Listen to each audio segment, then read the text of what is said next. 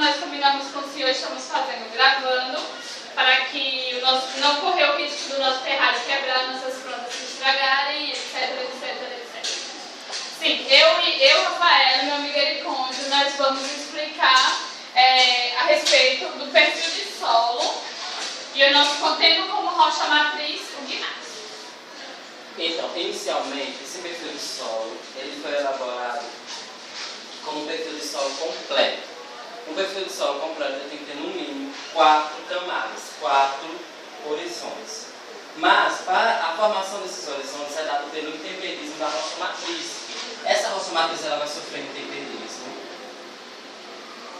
E esses intemperismos vão atuar sobre a rocha e dar origem aos sedimentos. Então, aqui já está claro. O intemperismo, atuando na rocha matriz, dá origem aos sedimentos. Esses sedimentos serão transportados e organizados de forma horizontal. Melhor, eles serão transportados e serão organizados de forma horizontal. Esses horizontes aqui, a gente podemos observar aqui, claro que esses horizontes aqui, depois eles vão passar por processos. Esses processos seriam o processo de adição, o processo de transformação,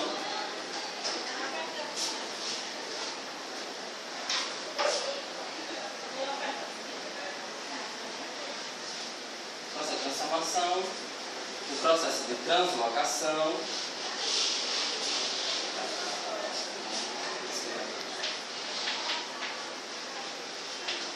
e a partir do momento que a gente tiver essas camadas sedimentares organizadas em uma área, ele vai passar por esses processos de adição, transformação, translocação e remoção. A adição seria basicamente a adição sobre a superfície da camada, do pacote de camadas sedimentares depositadas. Adição de matéria orgânica. Matéria orgânica na superfície do solo. Estão compreendendo, né? Está compreendendo? Então, a adição de matéria orgânica, fauna, flora, enfim, sobre a superfície do primeiro horizonte. Essa matéria orgânica, melhor mostrar no terrário. É melhor explicar. Não, melhor explicar no terrário. Então, vou dar um zoom aqui no terrário. Olha, o terrário aqui. Foi introduzido matéria orgânica. Essa matéria orgânica ela vai sofrer o processo, que seria o segundo processo, que é denominado de transformação. Essa matéria orgânica vai sofrer a transformação e vai dar origem ao humus. Ah, não, você tem que Então, vai dar origem ao humus. Esse humus vai ser organizado na camada inferior do horizonte A. Aqui nós temos a camada O, que é composta pela matéria orgânica, decomposta ou não. A camada A camada E, B, C e E. Mas vamos lá que o processo vai explicar isso aqui direito. Adição, transformação. Agora vai explicar o processo de transformação do O e do O. A transformação, essa matéria orgânica, essa biota, essa fauna ou flora que vive sobre o horizonte A, que esse horizonte onde há acumulação de humus, ele com certeza, ele vai ser transformado. Como assim ele vai ser transformado? As folhagens, os animais, as plantas e tudo que vive nessa camada, ela como todo ser vivo, nasce, vive e morre. No momento em que essas folhagens elas morrerem e caírem sobre o solo, sobre o horizonte A, elas podem ser denominadas ozinho. Ozão é camada orgânica, é matéria orgânica. Não consolidada. Então, esse ozão, ele é ozinho, se ainda não há decomposição dessa matéria. Se essa folhagem ainda está sobre o horizonte A, sem estar decomposto, ele é denominado ozinho. Se ele está decomposto, se ele já se transformou em humus, ele é denominado ozão-desímio. Essa matéria orgânica decomposta, ela vai se incorporar, ela vai se transformar em humus e vai ser incorporada aos sedimentos no horizonte A. Esses sedimentos, esse horizonte A seria o horizonte mais importante para a manutenção de toda a vegetação.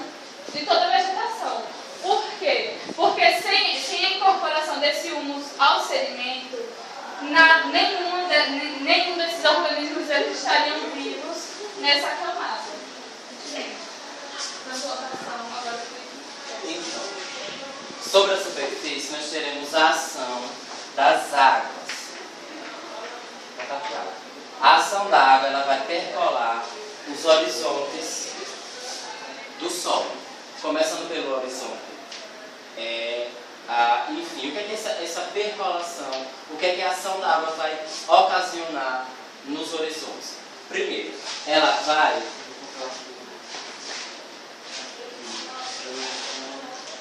translocar, o que a gente vai chamar o processo de translocação do material do horizonte A e do horizonte E, que serão depositados no horizonte B.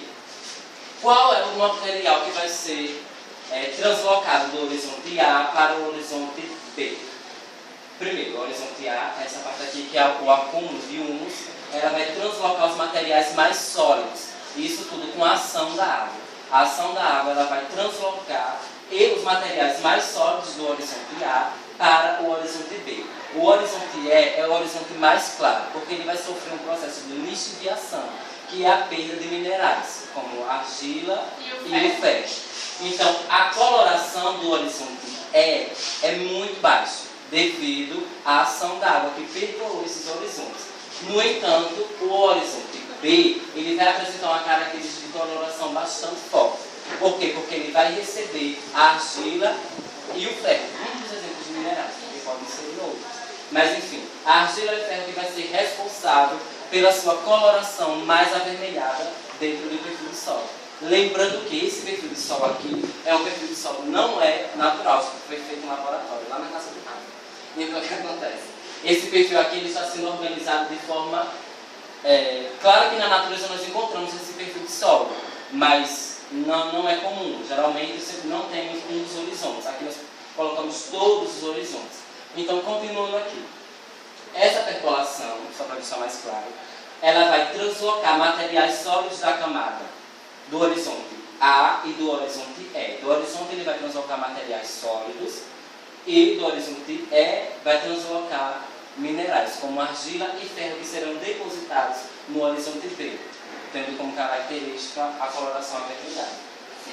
Esse horizonte seria considerado horizonte C, ela seria uma rocha ainda pouco alterada.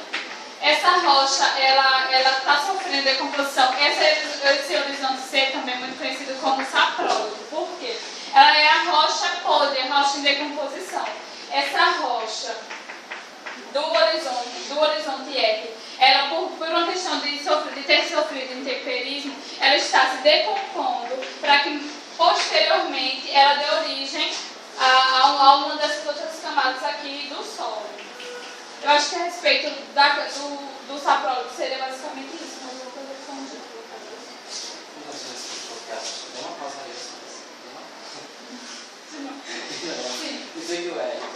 Tá. O horizonte R seria o horizonte de uma rocha ainda não alterada.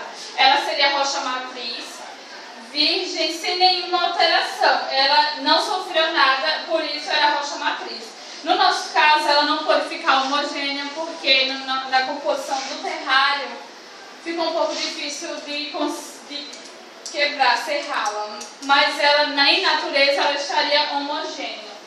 Mas no perfil de solo dá para se entender. Para a construção, para a formação do solo, tanto é que eu escrevi aqui, para a formação do solo, ele necessita de todos esses fatores. Ele precisa do clima, porque dentro de um clima, o clima ele determina o tipo de vegetação e até mesmo o tipo de solo. Como assim? Se o clima ele for mais seco, ele não vai propiciar tanto a decomposição da matéria, ou seja, se não tiver decomposição da matéria, não vai existir tanto humus, em decorrência de não ter tanto humus, de não ter tanta matéria orgânica incorporada ao horizonte, a vegetação ela vai ser mais pobre, e isso é bem... São relações, são coisas muito ligadas. Um clima mais seco, ele afeta diretamente no tipo do solo e no tipo da vegetação, assim como a biota, o tipo de fauna e o tipo de flora existente na superfície, ela altera o tipo de solo também, porque justamente se a vegetação, se a flora ela é mais densa, ela é maior, mais de arbusto, esse solo ele vai ser muito mais incrementado, vai ser muito mais incorporado em matéria orgânica, então ele vai ser um latossolo, provavelmente, um solo bem desenvolvido. Matéria orgânica, acumulação de matéria orgânica, como a gente já falou, seria no horizonte A, que é nele que a matéria orgânica é incorporada. O tipo do relevo, ele não se apresenta aqui não temos um tipo de relevo por se tratar apenas de um perfil de solo. O relevo aqui não se apresenta, não existe um tipo de relevo aqui, mas na natureza o tipo do relevo ele influencia sim o tipo do solo, porque dependendo do relevo vai depender dos tipos de sedimento que vai estar à disposição na decomposição não. O relevo, dependendo do relevo, vai depender do intemperismo, do tipo de intemperismo, do tipo de decomposição da matéria, vai depender de várias coisas. E não tem, isso aqui não ocorre de uma hora para outra. O clima, a vegetação, a matéria orgânica e o relevo, ele não se forma, o solo não se forma de um momento para outro, não. Isso é tudo dentro de um tempo, creio que um tempo geológico, porque não é para essa rocha matriz ela chegar até um desses horizontes, demora-se, acredito que muito tempo. Acho que Então, o nosso terrário ele vai apresentar uma característica distinta. A gente tenta implementar, fazer algo novo, que seria o horizonte AP. O que seria o horizonte AP? Já posso passar? Já que eu explicado assim, o horizonte AP seria o revolvimento do solo que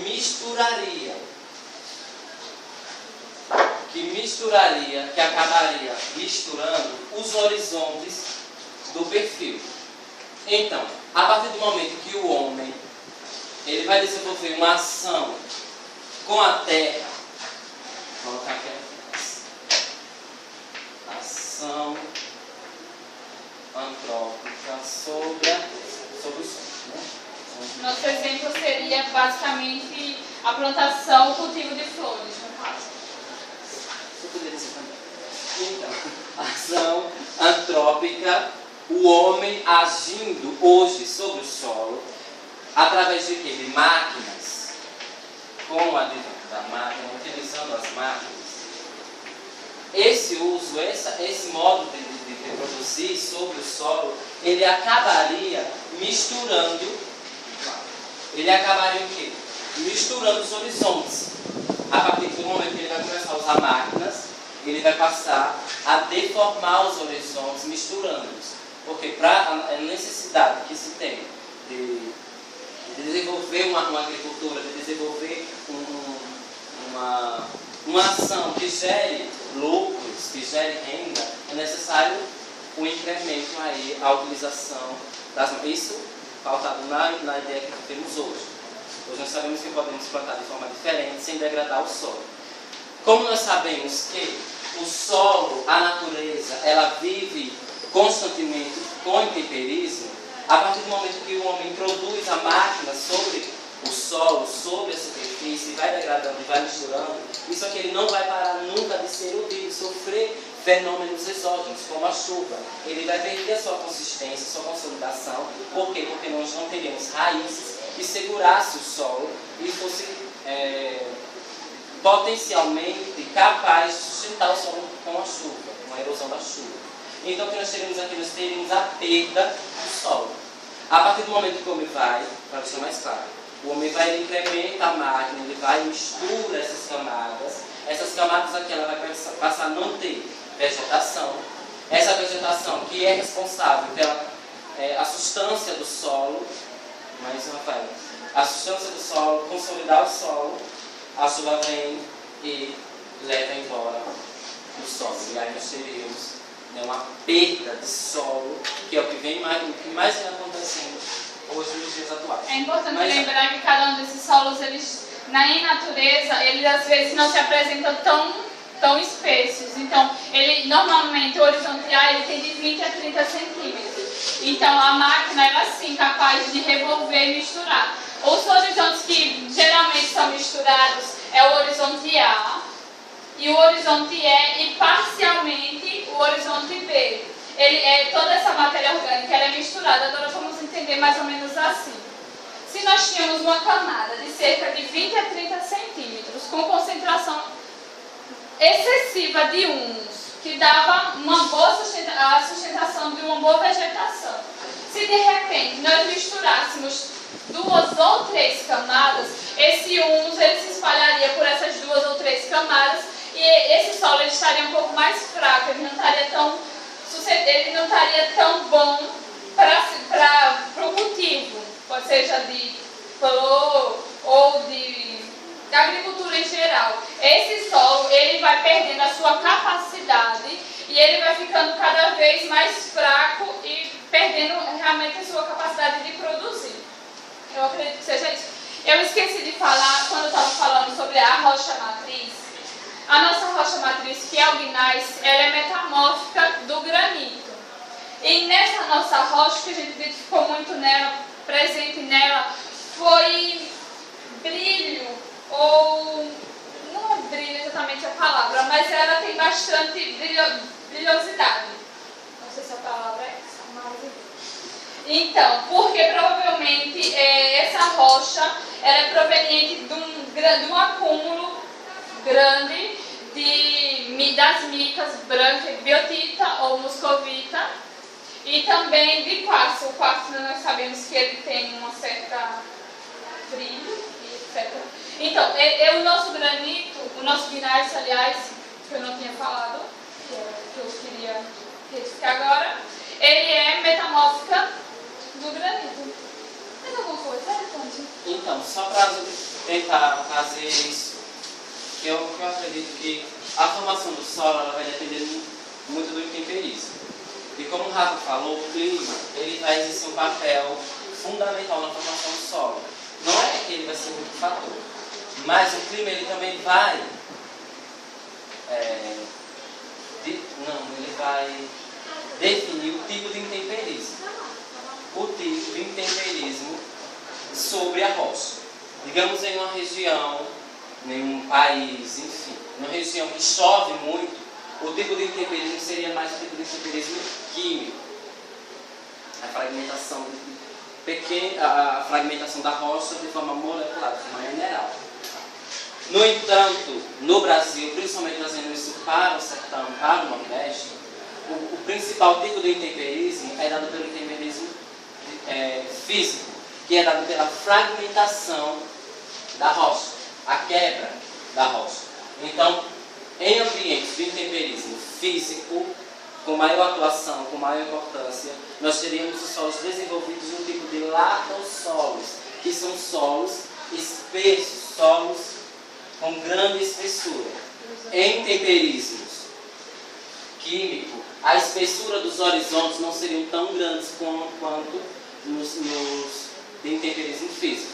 Então, no Brasil, geralmente nos países tropicais, o tipo de intemperismo é físico, dado pelo calor e o resfriamento da rocha, o calor dado pela parte de manhã, dado pelo sol, que vai dilatar a rocha, e à noite o frio ele vai contrair a rocha. Esse movimento de dilatação e contração vai acabar fragmentando a rocha e originando aí os tipos de latossolos, basicamente. Então, a gente vai se mostrar. Os componentes do nosso grupo gostaria que você mostrasse, por favor. Maria Morgana, Shirley, Alcides, Eu. Sabrina, Ana Paula, Thaís, eu, Rafaela e Eliconde. Então, professor, espero que o senhor tenha entendido a nossa aula e que nos dê uma boa nota, porque nós nos esforçamos. Enfim, eu acho que é isso. Muito obrigada e até... a gente trabalha. Se você puder mais, até mais, professor.